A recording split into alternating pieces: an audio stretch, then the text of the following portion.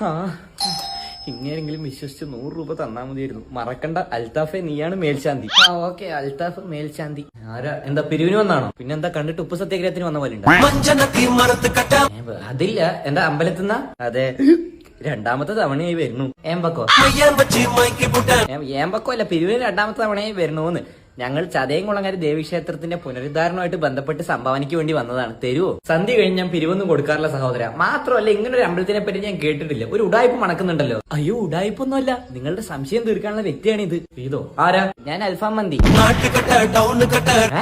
അല്ല, അൽത്താഫ് മേൽശാന്തി. അൽത്താഫ് മേൽശാന്തി അല്ല, അശ്വത്താവ് മേൽശാന്തിയാണ്. എന്ത് പേര് വ്യക്തമായില്ല. ശിവ ശിവ, ഒരു പേരിലൊക്കെ എന്തിരിക്കുന്നു സഹോദര? ക്ഷേത്രത്തിന്റെ കാര്യമല്ലേ, സംഭാവന തരിക. ഓ ഓക്കെ അല്ലേ? എത്രാമത്തെ വയസ്സിലെ സുന്നത്ത് കഴിച്ച്? 4-ാമത്തെ വയസ്സില്.